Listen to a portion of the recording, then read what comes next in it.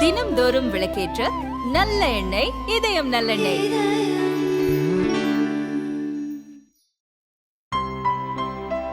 இனிமே கண்ணை மூடிட்டு கடலை எண்ணெய் வாங்கலாம். ஏன்னா மந்த்ரா கடலை எண்ணெய் இதயத்தின் தயாரிப்பு. தினமலர் நேயர்களுக்கு வணக்கம். அயோத்தி பெருமாள் தமிழ் மரபில் ராமர் கதை புத்தகத்தினுடைய ஆசிரியர் முனைவர் கோகுல் சேஷாத்ரி அவர்கள் நம்மோடு இணைந்திருக்கிறார். வணக்கம் சார். வணக்கம். ராமர் அப்படிங்கிறவர் ஒரு வட இந்தியாவோட கடவுள் அப்படிங்கிற ஒரு பிம்பம் இருந்தது. இப்போ சற்று அது மாறிக்கிட்டே வருது அப்படின்னு வைங்களேன். இப்போ நீங்க அதுல ஆராய்ச்சி பண்ணி நிறைய மரபுகளை கொண்டு வந்திருக்கீங்க. தமிழர் வாழ்வுல ராமர் எப்படி இருந்தாரு, தமிழர் வழிபட்ட ராமர் அப்படிங்கிற மாதிரிலாம் ஒரு சில உதாரணங்கள் சொல்ல முடியுமா சார்? தமிழர்கள் ராமர் மீது எவ்வளவு பற்று கொண்டிருந்தார்கள், தமிழ் இலக்கியம் ராமரின் மீது எவ்வளவு தொடர்புல இருந்ததுன்னு?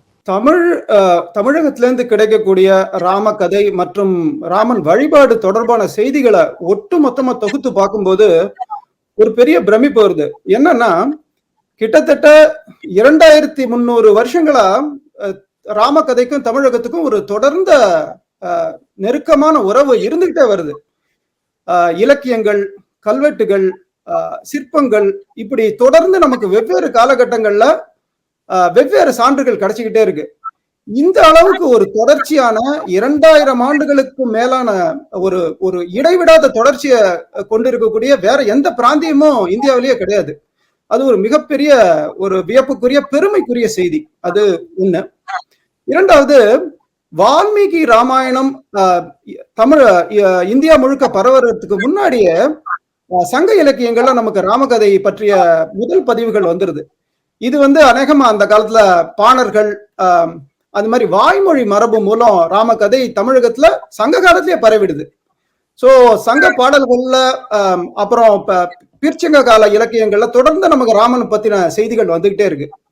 காப்பியங்கள்ல தான் முதலா ராமனை ஒரு திருமாலின் அவதாரமா அடையாளப்படுத்தக்கூடிய ஒரு பதிவு நமக்கு காண கிடைக்குது. இந்த பதிவு சிலப்பதிகாரத்திலையும் மணிமேகலையும் பல இடங்கள்ல இருக்கு.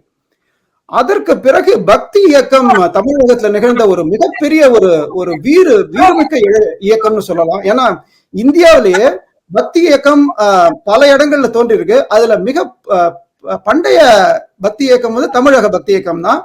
அதுல குறிப்பா வைணவ ஆழ்வார்கள் தொடர்ந்து ராமனை பல்வேறு விதங்களையும் போற்றி பாடியிருக்காங்க. சைவ நாயன்மார்கள் பாடியிருக்காங்க. 6ஆம் நூற்றாண்டுல இருந்து 9ஆம் நூற்றாண்டு வரைக்கும் தொடர்ந்து இவங்க ஒரு பெரிய ஒரு பக்தி சமுத்திரம் மாதிரி நம்ம தமிழகத்தை முழுகடிச்சிருக்காங்க. இதனுடைய விளைவா தமிழகத்துல ராமபக்தி இயக்கம் நன்றாக வீறு கொண்டு நின்று இருக்கு 9ஆம் நூற்றாண்டுலயே. அதனுடைய விளைவா தான் கம்பரே ராமாவதாரம் பாடினாரு. திடீர்னு 13ஆம் நூற்றாண்டுல தோன்றி கம்பர் ராமாவதாரம் பாடல. 9ஆம் நூற்றாண்டுல எழுந்த மிகப்பெரிய ராமபக்தி இயக்கத்தினுடைய விளைவா தான் கம்பர் ராமாவதாரம் பாடினார். இதற்கு பிறகு கம்பருடைய காவியத்துக்கு பிறகு இன்னும் மேலும் எழுச்சி பெற்று 9ஆம் நூற்றாண்டுலேயே நமக்கு தமிழகத்துல முதல்ல ராமன் கோயில்கள் உருவாக தொடங்கியிருக்கு. அதற்கப்புறம் தொடர்ந்து சோழர் காலத்துல பல கோயில்கள் கட்டப்படுகின்றன. பிற்கால பாண்டியர்ல, அதுக்கப்புறம் விஜயநகர மரபுல. ஆக ஒட்டுமொத்தமா தொகுத்து பார்த்தா 2300 ஆண்டுகளா ஒரு வாழும் மரபா இன்னைக்கு கூட எத்தனையோ ராமன் கோயில்கள்ல சீதா கல்யாணம் முதலான வைபவங்கள் இன்று வரைக்கும் தொடர்ந்து நடைபெற்று இருக்கு. இன்று வரைக்கும் நம்ம தொடர்ந்து ராமனை வழிபட்டு இருக்கோம். சங்க காலத்துல இருந்து இன்று வரைக்கும் இருக்கக்கூடிய ஒரு வாழும் மரபா தான் தமிழகத்துக்கும் ராமகதைக்குமான தொடர்பு இருக்கு. ஆக இது வட இந்தியா தென்னிந்தியாங்கிற ஒரு பேதங்களுக்குள்ள நம்ம முன்னோர்கள் போகவே இல்லை. இது அண்மை காலங்கள்ல ஏற்றக்கூடிய ஒரு பொலிட்டிசைசேஷன் சொல்லலாம். ஒரு அரசியல் ரீதியான ஒரு திணிப்பு தானே தவிர இருக்கு. வரலாற்று ரீதியா ஒரு சான்று கூட கிடையாது. சேர சோழ பாண்டியர்கள் பின்னாடி வந்த பல்லவர்கள் முதற்கொண்டு எல்லாருமே ராமரை தங்களுடைய கடவுளா வழிபட்டு இருக்காங்க. கோவில்கள்ல பிரதிஷ்டை செஞ்சு அதற்கான குறிப்புகள் இருக்கு. இந்த அரசர்களுக்குள்ளேயே கடவுள்கள்ல வேறுபாடு இருந்த காலகட்டத்துல ராமரை மட்டும் எப்படி பொதுவா 2300 வருஷமா கேரி பண்ணி கொண்டுகிட்டு வந்துட்டே இருக்காங்க? முதல்ல அரசர்களுடைய அவங்க கட்டின கோயில்கள், அவங்க கொடுத்த நிபந்தனைகள்லாம் ஒட்டுமொத்தமா தொகுத்து பார்க்கும்போது, குறிப்பா தமிழ்நாட்டுல அவர்கள் ஏதோ ஒரு குறிப்பிட்ட பிரிவை சார்ந்தவங்களா இருந்தாலுமே அவங்க மற்ற பிரிவுகள் எல்லாருக்குமே ஒரு அணுக்கமா தான் நடந்துட்டு இருக்காங்க. பல்லவர்கள் தொடங்கி அதற்கு முன்னாடியில இருந்து தொடங்கி. உதாரணம், இதுக்கு மிகச்சிறந்த உதாரணம் கோச்செங்கட் சோழர். கோச்செங்கட் சோழர் தான் சைவ நாயன்மார்களாலையும் ஆழ்வார்களாலையும் பாடப்பட்ட ஒரு பெரிய மனிதர். அவர் தான் ஏராளமான சைவ கோயில்களையும் வைணவ கோயில்களையும் கட்டாரு. ஆக நமக்கு அவர் தான், நான் சொல்றது பல்லவர் காலத்துக்கு முன்னாடி. ஆக துவக்கத்துல இருந்தே நமக்கு வந்து ஒரு சைவ, வைணவ, பௌத்த, ஜைன எல்லாரோடையும் ஒரு இணக்கமான போக்கு தான் தொடர்ந்து நிலவுது. அது வந்து ஒரு மேலோட்டமா பார்க்கும்போது ஏதோ ஒரு குறிப்பிட்ட ஒரு கடவுளையோ அல்லது ஒரு குறிப்பிட்ட பிரிவையோ அவங்க உயர்ந்து போற்ற மாதிரி இருக்கு. அது சில சில வேறுபாடுகள் இருக்குதான் செய்யுது. ஆனா ஒரு பொதுவான நோக்குல பார்க்கும்போது எல்லாருமே எல்லாருக்கும் ஓரளவுக்கு ஒரு அணுக்கமா தான் செஞ்சிருக்காங்க. குறிப்பா ராவண பத்தி சொல்லும் போது ஏன்னா ராம கதை மரபு நமக்கு சங்க காலத்துல இருந்து வர்றதுனால சைவர்களுக்கும் ராமன் மேல ஒரு பெரிய பற்றுதல் இருக்கு. வைணவர்கள் ராமனை திருமால் அவதாரமா வழிபட்டதுனால அவங்களுக்கு மிகப்பெரிய ஒரு ஈடுபாடு. அதனாலதான் ஆழ்வார்களுடைய குறிப்புகள் மிக அதிகமா இருக்கு. ஆக ராமன் வந்து ஒரு சைவ, வைணவ அல்லது எல்லா நமக்கு இந்திய அளவுல பாத்தீங்கன்னா பௌத்தர்கள், ஜெயினர்கள் கூட ராமகதைய தங்களுடைய வடிவங்கள் எழுதியிருக்காங்க. தமிழ்லயும் அந்த ஒரு டெவலப்மெண்ட் நடந்தது. ஜெயின ராமகதை ஒண்ணு உண்டு. அது 13ஆம் நூற்றாண்டு கதை.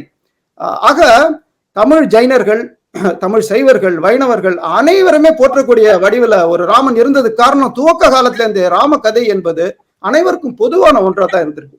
அதனாலதான் சோழர்கள் வந்து ராமனை சைவர்களாக இருந்தாலும் ராமன் வைணவ கடவுளாக, வைணவ அவதாரமாக அந்த காலத்துல நிலை பெற்று விட்டாலும் ஏராளமான ராமன் கோயில்களை கட்டியிருக்காங்க.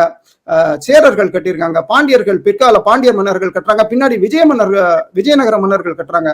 ஆகவே இந்த பொது கூறுக்கு காரணம் மிக தொன்மையாவே ராமகதை அனைவராலும் ஏற்றுக்கொள்ளப்பட்ட ஒரு கதையாக இருந்ததுதான். இந்த பண்டைய தமிழகத்துல முக்கியமா நம்மளுடைய மரபுகள்ல ராமர் குறித்தான பார்வை எப்படி இருக்கு சார்? ராமர் வந்து ஒரு கடவுள் அப்படிங்கிற ஆஸ்பெக்ட்ல பாக்குறாங்களா, ஒரு அரசர் அப்படிங்கிற ஆஸ்பெக்ட்ல பாக்குறாங்களா, வல்லமை கொண்ட ஒரு ஆட்சியாளர் அப்படின்னு பாக்குறாங்களா? எந்த ஆஸ்பெக்ட்ல அதிகமா வந்து தமிழகத்துல இருந்து பார்க்கப்பட்டிருக்கு? மிக அருமையான கேள்வி. இதுல இந்திய அளவுல கிடைக்கக்கூடிய அனைத்து சான்றுகளையும் நான் பார்த்ததுல தமிழகத்துல மட்டும்தான் இந்த ராமனுடைய ஒரு ஒரு பார்வை மாற்றம்னு சொல்றோம்ல, பெர்ஸ்பெக்டிவ் ஆஃப் ராமா அப்படின்னு சொல்லலாம்.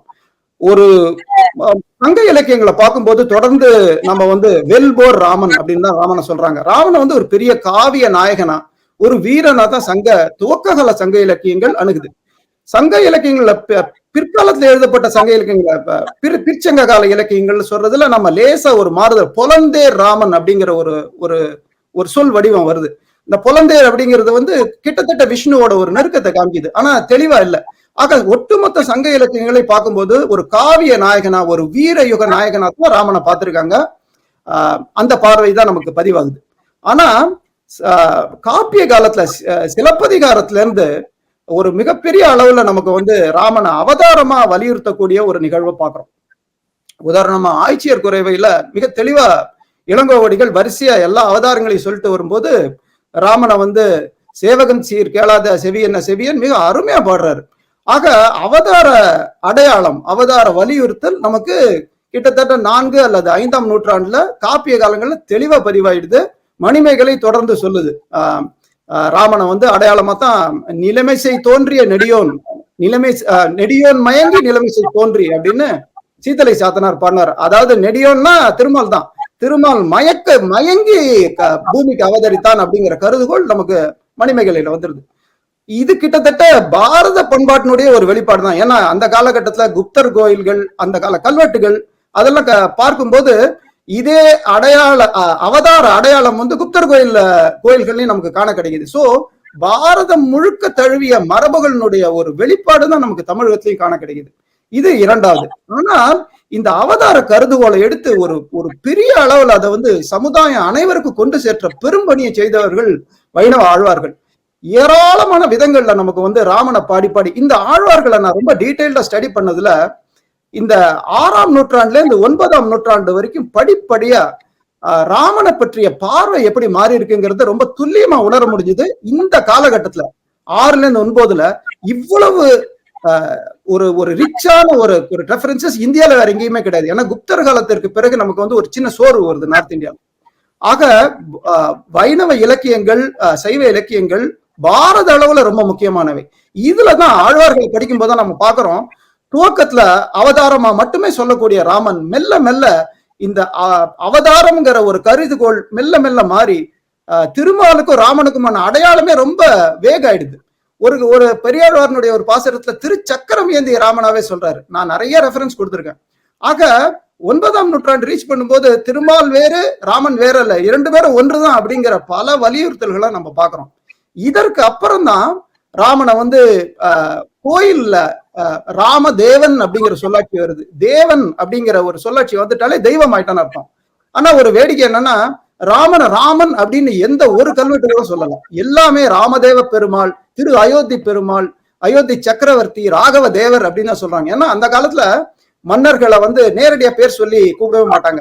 அவர்களுடைய ஒரு மரியாதைக்குரிய பட்டப்பெயரை வச்சுதான் சொல்லுவாங்க. இந்த ராமன் கோயில்களை அதைத்தான் நம்ம பாக்குறோம். ஒரு கோயில்ல கூட ராமன் அப்படிங்கிற சொல்லோ ராமதேவன்கிற சொல்லோ கிடையாது. எல்லாமே வெவ்வேறு மரியாதைக்குரிய அடைமொழிகள் தான் கொடுத்திருக்காங்க. இதே பண்பாடு தொடர்ந்து நமக்கு பாண்டியர்கள்ல விஜயநகர்ல தொடர்ந்து வருது. இப்போ பெருமாளுடைய அவதாரங்கள் அப்படின்னு எடுக்கும் பொழுது ரொம்ப கொண்டாடப்பட்ட அவதாரங்கள்னா கடைசியா எடுத்த 2 அவதாரங்கள் ராமர், அதுக்கப்புறம் கிருஷ்ணரோட அவதாரம் அப்படின்னு தான். ஆனா ஒரு நம்ம எப்பவுமே எடுத்து பார்ப்போம்ல சார், ஒரு அவதாரம் படிச்சு இன்னொன்று வருதுன்னா லாஸ்டா எது வந்ததோ அதை தான் ரொம்ப ஒரு பெரிய பேசும் பொருளா இருக்கும். கிருஷ்ணரோட அவதாரம் ரொம்ப பெரிய, அதாவது உலக அளவுல பெரும் பேசும் பொருளா இருந்தாலும் அதை தாண்டி ராமரோடது எதனால இவ்வளோ ஸ்பெஷலா இவ்வளோ காலம் நிலைச்சு நிக்குதுன்னு நீங்க நினைக்கிறீங்க? இது ஒரு நல்ல கேள்வி. என்னுடைய ஆய்வுல தெரிய வந்த ஒரு மிக வியப்புக்குரிய செய்தி என்னன்னா, துவக்க காலத்துல ராமனும் கண்ணனும் வெவ்வேறு இடங்கள்ல கோட் பண்ண ரெஃபரன்ஸ் வந்தாலுமே, குறிப்பா பக்தி இலக்கியங்கள் துவங்கும் போதே ராமனையும் கண்ணனையும் இணைத்து காட்டக்கூடிய ஒரு ராமகிருஷ்ண மரபுன்னு அதை சொல்லலாம். அதை நம்ம தொடர்ந்து பாக்குறோம். நம்ம கண்ணன் வந்து சங்க இலக்கியங்கள்ல இருந்தே நிறைய ரெஃபரன்ஸ் வருது. கண்ணன் தமிழ்நாட்டுல மிகப்பெரிய அளவுல கொண்டாடப்பட்ட கடவுள், நான் சொல்ற சங்க காலத்துல இருந்தே. அதனாலதான் நமக்கு ஆய்ச்சியர் குறைவில் தொடர்ந்து கண்ணனை பத்தின ரெஃபரன்ஸ் நிறைய வரும். சிலப்பதிகாரம் முழுக்கவுமே நிறைய வரும். ஆக கண்ணன் பெரிய அளவுல கொண்டாடப்பட்ட கடவுள். பக்தி இலக்கியங்கள்ல நம்ம என்ன பாக்குறோம்னா, ராமனையும் கண்ணனையும் தொடர்பு படுத்தி இணைத்து பார்க்கக்கூடிய ஒரு மரபை நம்ம பார்க்கிறோம். இது வந்து அநேகமா வட இந்தியால பாகவத கல்ட் அப்படின்னு சொல்றாங்க. பாகவத மரபு அப்படின்னு சொல்லலாம். இந்த பாகவத மரபு தான் திருமாலனுடைய அனைத்து அவதாரங்களிலும் ராமனையும் கண்ணனையும் போற்றி உயர்த்தி வைக்கக்கூடிய ஒரு மரபா பாகவத மரபு இருந்திருக்கு. பாகவத மரபு இன்று வரை ஒரு பெரிய ஒரு பங்களிப்பை செஞ்சிருக்கு. நமக்கு பக்தி இலக்கியங்கள் மட்டுமல்லாம எல்லா விதங்களிலுமே அதனுடைய பங்களிப்பு அளப்பரியது.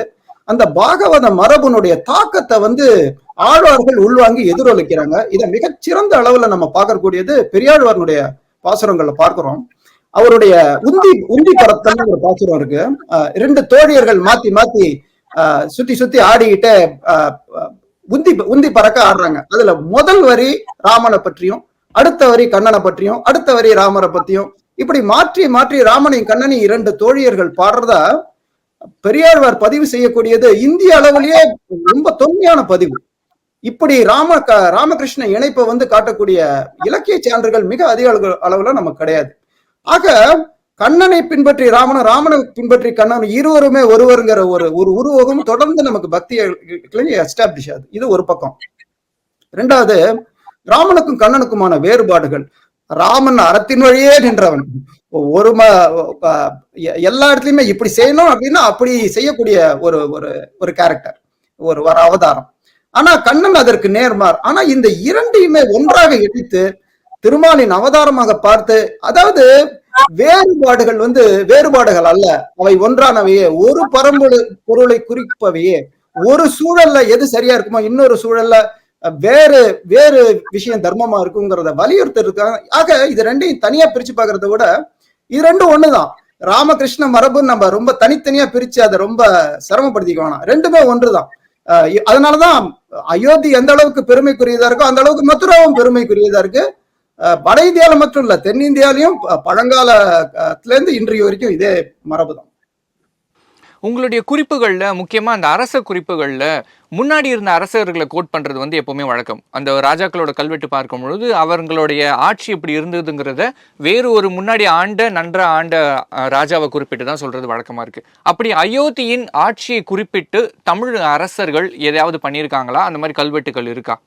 ராஜாக்களை யாராவது பாராட்டப்பட்டிருக்காங்களா? அதாவது நமக்கு இதுலயும் ஒரு வியப்புக்குரிய செய்தி பெரிய சின்னமன்னூர் செப்பேடுகள்ல இருக்கு.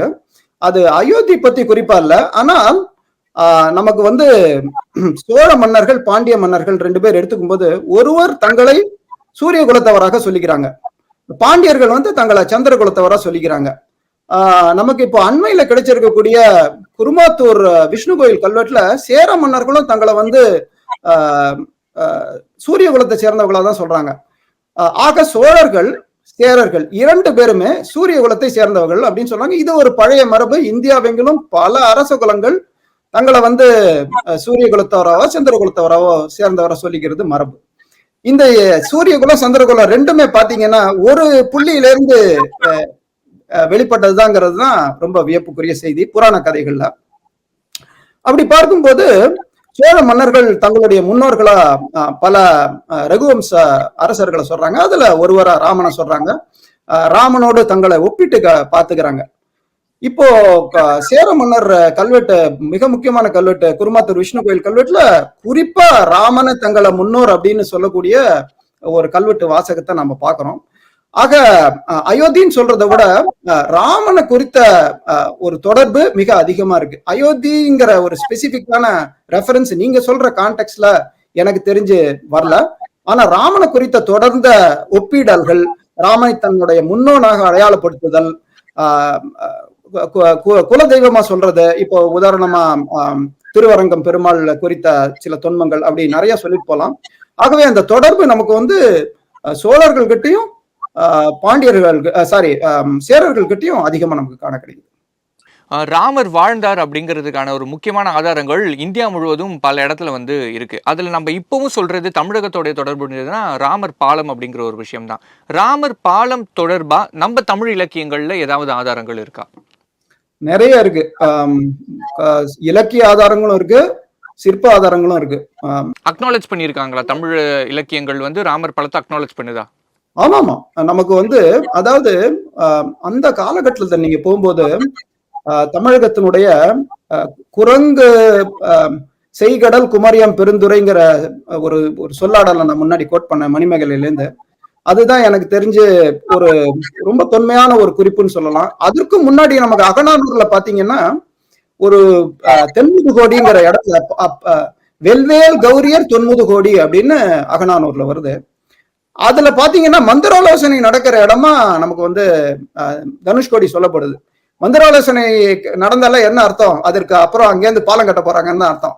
ஆக பாலத்தை டைரக்டா சங்க இலக்கியங்கள் சொல்லனாலும் மந்திராலோசனை நடக்கிறத அந்த இடத்துல பதிவாகுது. அது ரொம்ப தொன்மையான, நமக்கு வந்து பொது நூற்றாண்டுக்கு முன்னாடி ஒரு 300 ஆண்டுகளுக்கு முன்னாடி சொன்னோம் அகநானூர்னு சொல்லும்போது. ஆனா மணிமேகலையில மிக குறிப்பா குரங்கு செய்கடல் குமரியம் பெருந்துரைன்னு பாலம் கட்டினதாவே ஒரு குறிப்பு வந்துருது. ஆனா இது ரெண்டு வெவ்வேறு இடங்கள்ங்கிறத நம்ம புரிஞ்சுக்கணும். ஆக இது குறித்த தொன்மங்கள் நமக்கு தொடர்ந்து தமிழகத்துல கிடைச்சிட்டு இருக்கு. புஞ்சை அப்படிங்கிற ஒரு கோயில்ல, இது நான் சொல்றது கிட்டத்தட்ட 10ஆம் நூற்றாண்டு கோயில், சோழர் கால கோயில். அதுல மிக அருமையான ஒரு சிற்பம் இருக்கு. அதுலதான் முதலா ராமன் ஆணையிட, இலக்குவன் வழிகாட்ட, குரங்குகள் பாலம் கட்டக்கூடிய காட்சிய ஒரு குறுஞ்சிற்பமா வடிச்சிருக்காங்க. புன்சை நற்துணை ஈஸ்வரம் கோயில் அப்படின்னு பேரு. அது வந்து 7ஆம் நூற்றாண்டிலே பாடல் பெற்ற தலம். அதனுடைய கற்கோயில் வந்து கிட்டத்தட்ட சோழ மன்னர்களால் 10ஆம் நூற்றாண்டுல கட்டப்பட்ட கோயில் அது. அதுல சிற்ப காட்சியா வந்துருது. ஆகவே தொன்மையா சொல்லும் போது நமக்கு ஆச்சேத்து ஹிமாச்சலம் அப்படிங்கிற ஒரு சொற்றொடர், இமயம் முதல் குமரி வரைன்னு சொல்லாம குமரி முதல் இமயம் வரைன்னு சொல்லக்கூடிய ஒரு சொல்லாட்சி இருக்கு. அதுல சேத்துங்கிற வார்த்தை வருது பாருங்க, குமரிய குறிக்க. ஆகவே இந்த ராமர் பாலம் அப்படிங்கிற ஒரு கருதுகோள் ரொம்ப தொன்மையாவே தமிழக வரலாற்று சான்றுகள் தொடர்ந்து கிடைக்குது. உங்களுடைய கருத்துக்களுக்கு நன்றி சார். தேங்க்யூ. வணக்கம். நன்றி. நன்றி சார்.